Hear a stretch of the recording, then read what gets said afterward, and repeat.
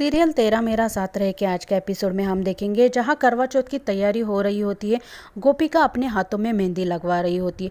तभी मिथिला को सक्षम का फ़ोन आता है। सक्षम मिथिला जी से कहता है कि मेरी आज शाम की फ़्लाइट है तो मैं ऑफिस से ही टोक्यो चला जाऊंगा, तो आप मेरा सामान ऑफिस में ही भेज देना। मिथिला सक्षम से कहती है लेकिन आज तो गोपिका का करवा चौथ का व्रत है तो तुम्हें घर पर ही होना चाहिए। सक्षम मिथिला से कहता है कि ये सब उसी की वजह से हुआ है, बस मैं उसी को मेंटेन करने जा रहा हूँ। गोपिका सारी बातें सुनती है। वो मिथिला जी से कहती है कि माँ जी आप परेशान मत होना, मैं सक्षम जी का सारा सामान पैक करके ऑफिस में भिजवा दूंगी। तभी मिथिला गोपिका से कहती है लेकिन आज तो तुम्हारा व्रत है ना। गोपिका मिथिला जी से कहती है कि लेकिन सक्षम जी का जाना भी बहुत ज़रूरी है और मेरा व्रत भी ज़रूरी है। जब तक सक्षम जी नहीं आते मैं कुछ भी नहीं खाऊंगी। और गोपिका वहाँ से चली जाती है। वही रमीला बाजार से आती है। वो देखती है कि तेजल मज़े से खा रही है। वो तेजल से कहती है कि आज तुम्हारा पहला करवा चौथ का व्रत है और तुम खा रही हो।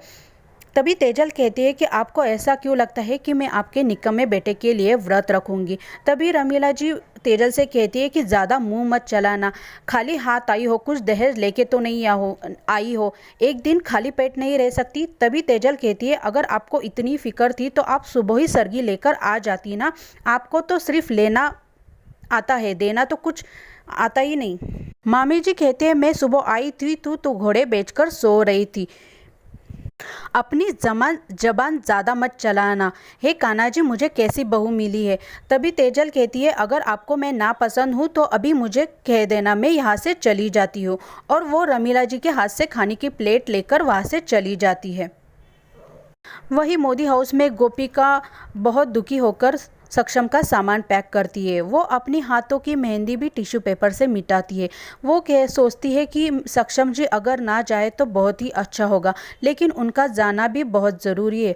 वो सक्षम का पूरा सामान पैक करके नौकरों के हाथ भिजवा देती है। तभी मिथिला आती है और कहती है कि आज तो तुम्हारा व्रत है ना। तभी गोपिका कहती है कि मैं जब तक सक्षम जी नहीं आते मैं कुछ भी नहीं खाऊंगी। मिथिला सोच में पड़ जाती है। वही शाम को चांद को देखकर मीनल और आशी व्रत छोड़ते हैं। गोपिका भी वही होती है। मिथिला जी को किसी का फ़ोन आता है। वो मिथिला जी को न्यूज़ सुनने के लिए कहते हैं। मिथिला मोबाइल में न्यूज़ ऑन करती है और देखती है कि टोक्यो जाने वाली फ़्लाइट मौसम के कारण ख़राब होने से फ़्लाइट क्रैश हो चुकी है। उसमें बहुत सारी यात्रियों की मृत्यु हो चुकी है। मिथिला और पूरे परिवार को झटका लगता है। मिथिला जी यह सुनकर चक्कर आकर गिरने लगती है। तभी मीनल मिथिला को संभालती है। गोपिका भी बहुत दुखी हो जाती है और रोने लगती है। सभी परिवार वालों के ऊपर दुखों का पहाड़ गिरता है। केशव और चिराग सभी को फ़ोन लगाकर ये जानने की कोशिश करते हैं कि न्यूज़ में दिखाई हुई रिपोर्ट गलत हो और सक्षम ठीक हो। गोपिका चांद से कहती है कि मैंने तो अभी तक अपना व्रत भी नहीं छोड़ा और आपने मेरी उम्मीद ही तोड़ दी। हे कान्हा जी मेरी सक्षम जी की रक्षा करना, मुझे उम्मीद है कि मेरे सक्षम जी ठीक होकर घर वापस लौट कर आएंगे। वही सभी परिवार वाले दुखी होते हैं। मीनल भी बहुत रोती है। गोपिका घर के बाहर चांद को देखकर कहती है कि हे कान्हा जी मेरे सक्षम जी को सही सलामत घर वापस भेज देना। तभी मीनल गोपिका के पास आती है और उसे घर के अंदर आने के लिए कहती है। गोपिका कहती है जब तक सक्षम जी नहीं आते मैं यहीं पर बैठकर उनका इंतज़ार करूँगी। मीनल चली जाती है। गोपिका कान्हा जी से कहती है कि सक्षम जी तो माँ जी का आधार है, मीनल जी का गर्व है और वो अपने भाइयों और पिता का सहारा है। मेरे लिए तो वो इस घर की रोशनी है, तो आप इस दीपक को बुझने मत देना। गोपिका सक्षम का इंतज़ार करते करते बाहर जाती है। तभी उसे चक्कर आ जाती है और वो गिर पड़ती है। सक्षम आता है और उसे संभालता है, उसे पानी पिलाता है। गोपिका सक्षम को देखकर बहुत खुश हो जाती है। सक्षम गोपिका से कहता है कि तुम्हारी प्रॉब्लम क्या है। तुम्हारा करवा चौथ का व्रत छोड़ने के लिए तुमने जानबूझकर ये सब किया ना। तुम चाहती हो ना कि मैं कामकाज छोड़कर तुम्हारे पास आ जाऊँ। तुम्हें क्या लगता है मैंने इतना बड़ा एम्पायर खड़ा किया है, मैं उसे ऐसे ही बिखरने दूँ? तुम्हारी प्रॉब्लम क्या है?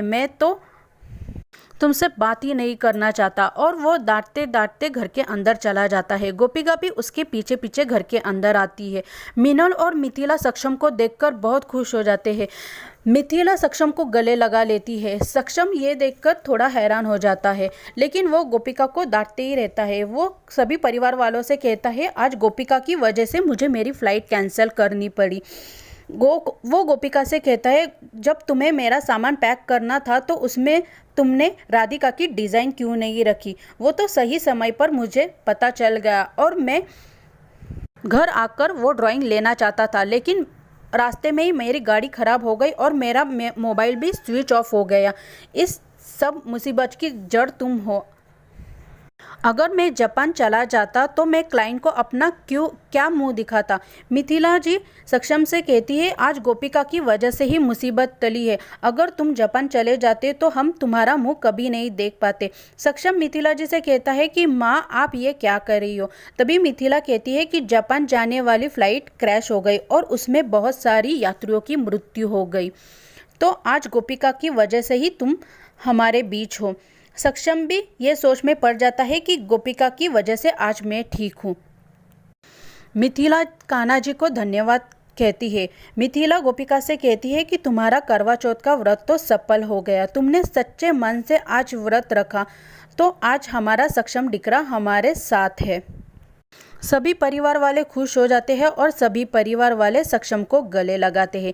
चिराग सक्षम से कहता है कि भाई, आपका नाम उस लिस्ट में कैसे आया? तभी सक्षम कहता है कि पैसेंजर की लिस्ट में मेरा नाम था, इसीलिए वो उस लिस्ट में मेरा नाम आया होगा। मिथिला खुश हो जाती है और कान्हा जी का धन्यवाद कहती है। आज का एपिसोड यहीं तक।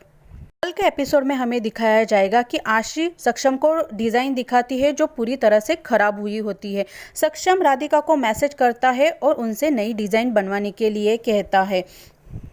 राधिका मान जाती है। सक्षम गोपिका से टकराता है। गोपिका का चश्मा टूट जाता है। गोपिका सोचती है कि बिना चश्मे के मैं ड्राइंग कैसे बनाऊंगी। और आज का एपिसोड यहीं तक।